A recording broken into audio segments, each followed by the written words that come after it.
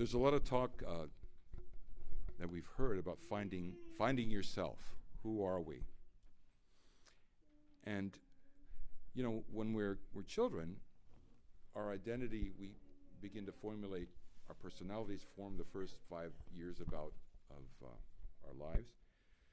They say character develops from about 6 years old through adolescence and into the beginnings of adulthood.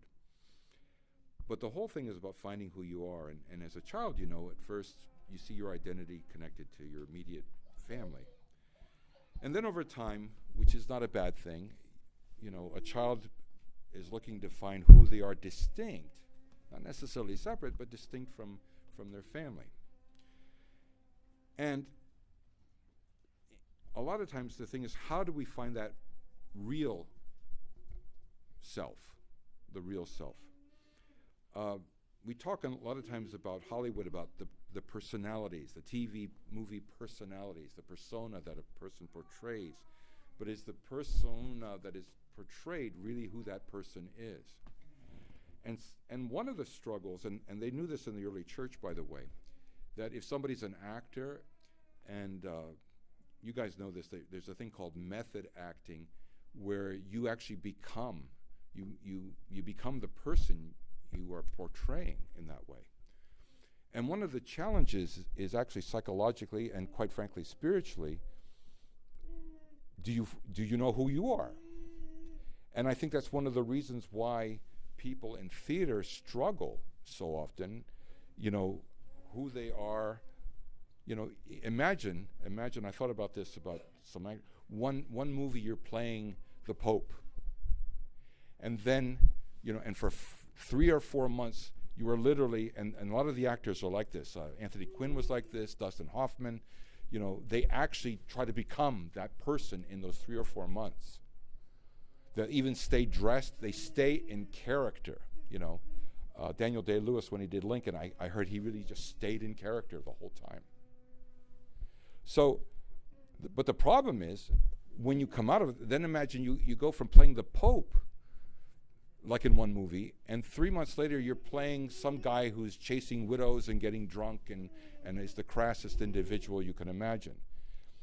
And do you ever really find who you really are in the morass of this? Because sometimes becoming those characters literally has a psychological effect.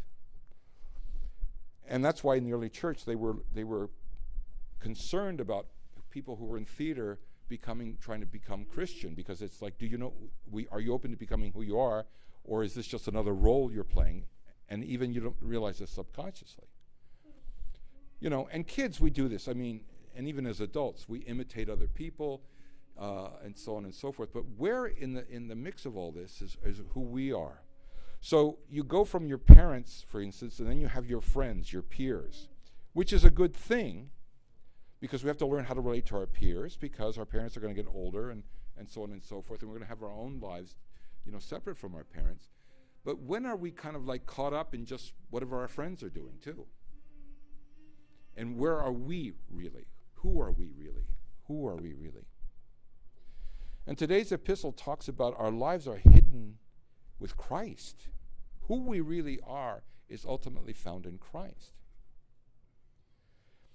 And that's a real big challenge, because we live in a world that says you're defined by what you do, what you have, the what. But the who, you know, is really who I am, and what defines me and my value dependent on the degrees I have, the money I have, the properties I own, et cetera, et cetera, et cetera.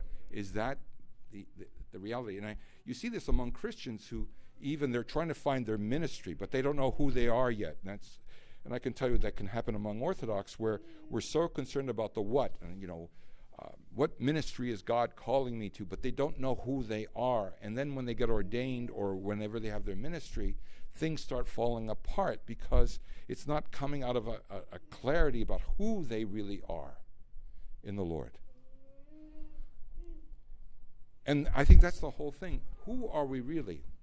M. Scott Peck, who was the first one in pop psychology to say that spirituality was really important in psychotherapy and so forth, he wrote a book called, Following the Other Drummer, and the idea what happens in relationships and community, where we may join a community and we think and act and speak all alike and rah, rah, rah, and everything we do is great and wonderful and so on and so forth. And then another stage then happens where something may be said or done that seems somewhat questionable. And then if we really are aware of it and not just going along with just what everybody says, we take a step back and evaluate. And then he says, but real maturity and healing happens when, unless there's something that's horribly toxic, by the way, and he was not advocating toxicity. He says we can reconnect back with that, but still be our own person. So if somebody in the group, for instance, yells, you see an extreme here, lynch him, we're going to stop and say, whoa, why? Instead of just, because we don't know the difference between communal and crowd or mob mentality in a lot of ways. And we have a media that just, drowns us, and this is how you ought to be, and so on and so forth. And even certain comedies, that people start to take and ingest what's in the comedy as like things that are okay. Like, some of these comedies, I remember talking years ago with a priest who took his teens, and they watched an episode of Friends, okay? And at the end of the episode, he turned to the other kids and he says, now how many commandments were broken in this 23 minutes? And even though we laugh and ha ha ha, and it's about 6 very neurotic people, by the way, who are trying to find love, but they're jumping from bed to bed to bed to bed to bed to bed to bed. And they even it's okay, and it's even okay, watching porn and everything else. It's like, it's okay. We can laugh about it. But the truth is, it's not laughing matter. The truth is, what we see and do has an effect. And I'm not going to go into it again, but, things we see, things we do rewire the brain. How much more evidence do we need and research done that video games, Xboxes, will mess you up? That now one of the reasons there's more people with ADD and HDD may be because of video games. That there seem to be more people struggling with that, more the generation of children coming up. And keep in mind, the brain is still being formed. Forget pornography, et cetera, et cetera. And then we take on these identities, these personas. The personas of what we see in terms of entertainment, or the persona we see in a game. And who are we really in this whole morass of things? And sometimes we take on, this is where the ego comes from, because we take on these personas. The ego is this false persona, whether it be that I'm the greatest thing in the world, everybody should love me and better love me, or I'm such a victim always. Both are very ego-centered, but the ego is not real. The ego it takes almost a life of its own. These personas almost take a life of their own. And the real person is buried under all that. It's buried under all that. Now, I'm not saying we avoid all kinds of things all the time. I'm not saying we avoid any, always all entertainment, any more than I would say avoid going to school or getting trained for a job or anything like that. But can we see our own persona in the middle of all this? Who are we really? And the reality is, because we could go from group to group, and we are, this is one of the fighting the modern fiction that I am somehow the product of my own self. And the reality is, no, who we are comes out and how we develop against the backdrop of other relationships, whether it be family of origin or the friends we make later, and so on and so forth. Those have an effect. If I do construction, which I've done, and I'm with a group of guys, working on a house building, or in one summer was tearing down old houses in order to basically gut them and have them rebuilt from the inside. But anyway, if the group you're with is cussing and dropping F-bombs every other word almost, then you might find yourself doing the same thing. But if you have a group of guys, as I was blessed to actually have, who are really genuinely Christian and try to keep their lifestyle in harmony with the gospel, it can have an effect the other way.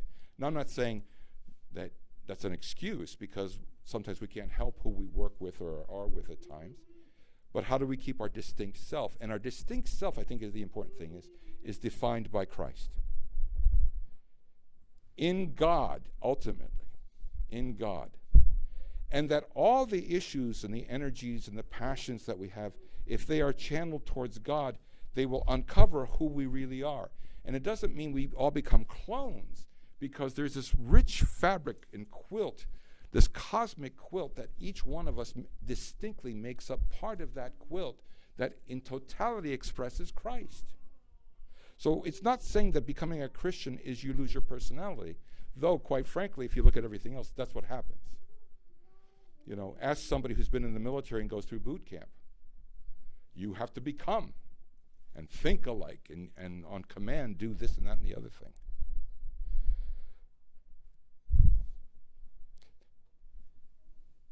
It's said that if we learn to channel and frame everything by Christ, things change. I mentioned in passing the struggle with pornography, the promiscuities that exist out there. It's no big deal to sleep around. You know, it's even commended, joked about, and so on and so forth. And I'm not saying to judge someone, but you're not even allowed to make an observation that this is kind of like off the wall, that there's something not quite balanced about this. But one time, I remember when I was reading the Fathers of the Church, I was actually in St. John of the Ladder, but he makes the comment that the greatest lovers of God are the people who struggled often with sexual, quote, erotic sins. In other words, what they learned was that the real fulfillment of passion was God. That what they were really hungering for was God. That really who they really were, the part, that inner deep part of themselves that's wanting to surface, that gets buried by what others will say, by all the other pressures of this and that and the other thing that's there, that wants to surface and come out, is found in Jesus. And of course, St. Paul today in Colossians talks about those things that need to surface in us, and behaviors and practices to keep away from, that would try to bury the real us. It's not just because it's breaking a rule, it's because those have an effect. What we do and how we think and so forth will have an effect. There's the book we did a couple of 3 years ago, book study, Our Thoughts Determine Our Lives, how we even think. If you go to a 12-step program, they'll talk about the stinking thinking that affects somebody who's struggling with addictions. But the biggest thing, I think, goes down to the gospel itself, is not only avoiding the thoughts and patterns that pull us away from God, but also the way of how we approach God himself. And that's found in the gospel story today of the 10 lepers coming to Jesus. Now, I think one of the biggest temptations we have in this society, in this point in history and time, is what I call the rat race mentality, where our lives are so full, our schedules are so booked end to end, we have no breathing room. And part of it is we feel we have to do all these things. We're told by the society, if you want to be fulfilled, you have to do all these things. And even look at how children, they're being scheduled out of their minds. It's almost like we're training the generation coming up to be workaholics, that you have no time. You go from one activity to this extracurricular, to this other extracurricular, to this other extracurricular, and so on and so on and so on and so forth. And you don't get to breathe. You don't get to breathe. And it doesn't matter how many studies come out that say all the extracurriculars really, they've been showing over time, that doesn't necessarily make a big difference in the child's development. I mean, it can be helpful in certain things, but this overbooking, this overscheduling, this crowding of a kid's life, where you can't even do things for fun anymore. Even school sports are so competitive. that it's you think this is like multi-million-dollar contracts we were talking about, and it's only junior high school. But in the midst of that too, we forget God, and as I work in hospice, and I think all the more realizing that sometimes it's not till things are really hitting the fan, and not just with adults or the elderly. This week, a very close friend of ours, was the baby even 3 months old, died. And they're good people. You know, they're like, wait a minute, God, what happened? You know, we're not bad. We don't cheat people. We don't even cheat on our taxes, blah, blah, blah, blah, blah, blah. I know I'm a sinner, Lord, but I'm not this evil person. You know, did I deserve this? And of course, it's not a matter of deserving. Because you know what? We don't even deserve the good we get. And I think this is one of the powerful things that we need to understand. We're loved. We're loved. And that's hard for us to comprehend, that we're loved just because we exist. We're loved because we are. And learning that having this God uncovers that reality in whom we live and move and have our very being. As St. Paul, quoting actually one of the Greek poets when he was in Athens. In whom we live, move, and have our being. That who we are is ultimately going to be found in him. And then realizing, and not that it's not painful, because until the second coming of Christ, death is always something we're going to struggle with, but in Christ, it's not the finality, that it's not the dissolution of who we are as human persons. It's actually a step towards deepening if we keep connected to him. Because when we die, you know what? All the sports we played, what? All the books we read, what? Right? The organ up here is going to rot.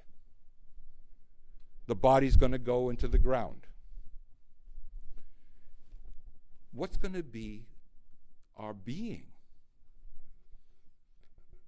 And I'm not saying we can't enjoy those temporal things, but hear that there's a difference between enjoying them and being enslaved and totally defined by them. And totally defined by them. So, what happens in the gospel today? We see a group of people, 10 guys, who are lepers. And leprosy was a disease that you were totally ostracized and marginalized. You could not be part of the community of Israel. You couldn't even be part of the community of God's people. That somehow it was believed, not somehow, I can see why in some ways, depending on how somebody might interpret certain scriptures, that your sickness was a punishment by God. That it was a sign that somehow you were bad, you were not good.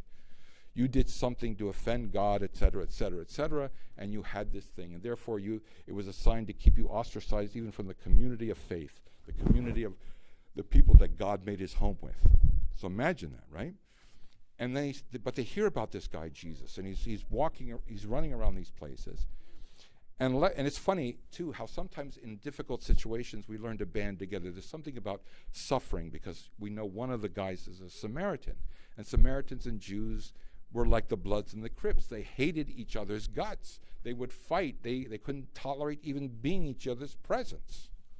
And yet here's a Samaritan with a group of Jews, because the leprosy, their suffering, their pain, their being marginalized, actually had them even bond together. And we do know, by the way, that there's something about suffering that maybe makes us reevaluate how we define what it means to be a human being. That sometimes suffering can be the means of enhumanizing us, which is why sometimes it takes, sadly, something to pull us out of the rat race and the driven 100 miles an hour in our driveway kind of lifestyle that we pick up in that way. But here's the key that's important. I think I want to start to wrap this up, because it is in Jesus we find it. It's not just the suffering, because people can suffer and sometimes they become more angry and enraged and so on and so forth. But what does the suffering lead to? And in this case, it led them to this rabbi from Nazareth, who they were hearing not only was he a healer, and Jesus was one among a few other healers in Palestine at the time.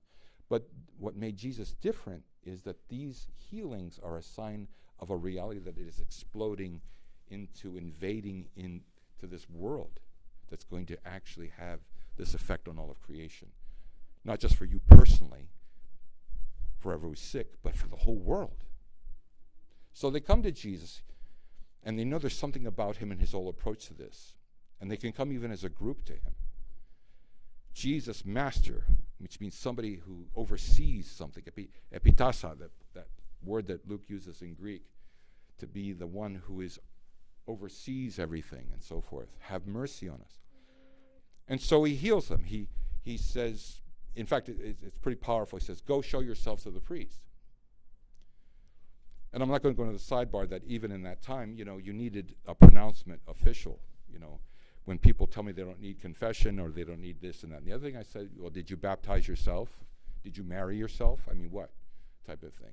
There is something that says about someone pronouncing, like a doctor pronouncing the diagnosis. Anyway, as they go, because he goes, just go and show yourselves to the priest. While they're walking away, suddenly it dawns on them that they look at their skin, they look at each other, and that they're healed.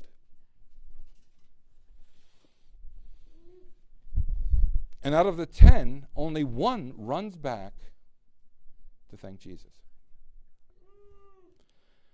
The other guys, and I'm sure, and I know I might be thinking, boy, I can't wait to go see my family. I can't wait to go see my friends. I can't wait to go back and do this and that and the other thing. All the things that I thought I couldn't do, and wow, I can get back and do them again. And they get immediately caught up into their own little thing. And I'm not saying it was bad that they thought about it, but notice what happens is Jesus is left in the dust.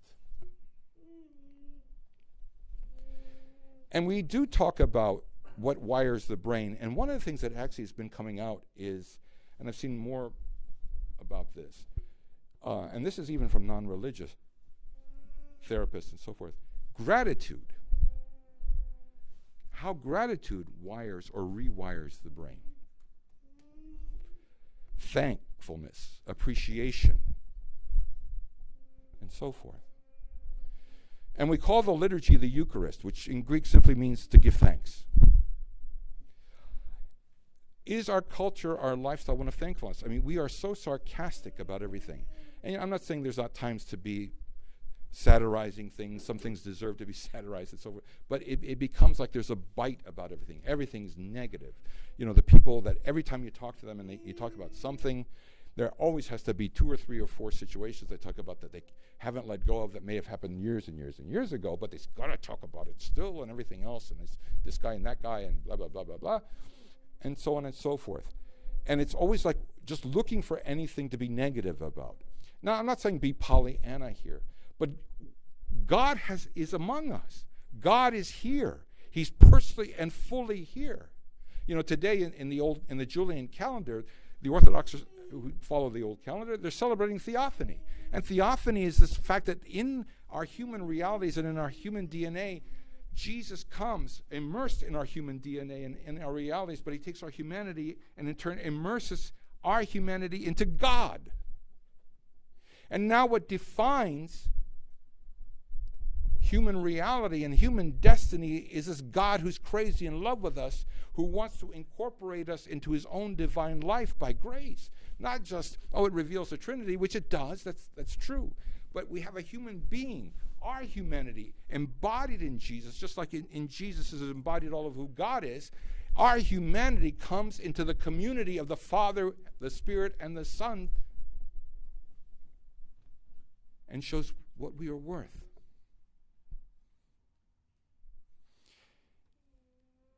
And how we look at that and thank God for that reality. And quite frankly, I know this, and I'm very guilty of it because I get caught up in my own little frustrations and fears and things like this, where I can forget where God has been even through my day, where God has manifested himself. Now, sometimes I don't like God manifesting himself if I don't get the full benefit, if it doesn't do something for me right away. Like, some of us have seen the icon, the mirror streaming icon of the Virgin Mary. And there have been definitely recorded healings. I mean, healing, we're not talking hearsay type of thing.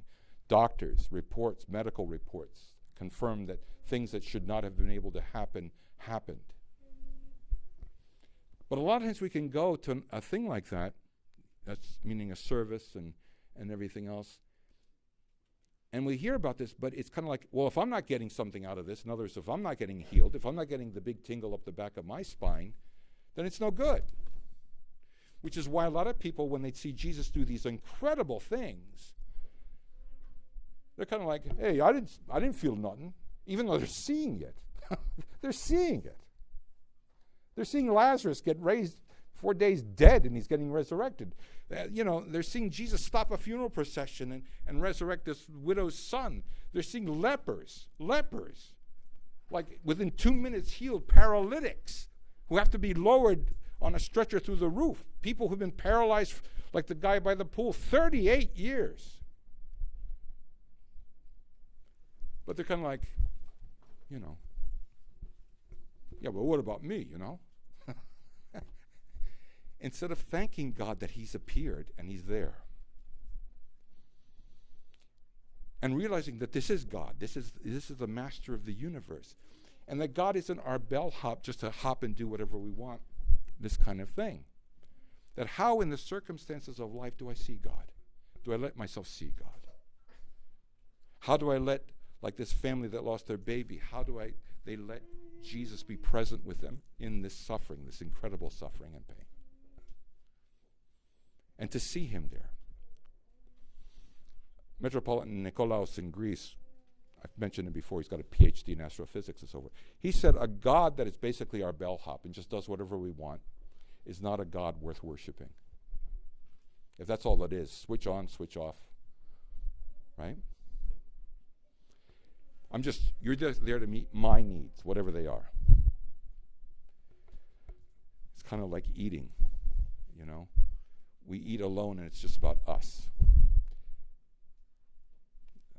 I'm trying to remember who said it now, but it's Adam and Eve, after they fell, when they ate, it was just for their physical selves and survival. But when you shared a meal with your neighbor, that was something spiritual.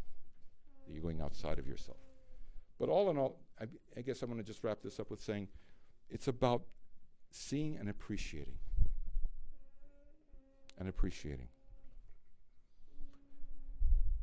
And to ask God to I think where we need forgiveness is not, the laundry list of sins as much as the times we just forget to be appreciative and thankful. The reason you and I even breathe and the heart beats is because God's there. The people that have been blessings in our lives are because God's there. The things, the way we can enjoy maybe nature or the quiet moments or this or that is because God's there. And even if somebody we love and lose them, we know we will see them again and we remain connected because God's there. And God is keeping us connected not because we deserve it, but because he loves us.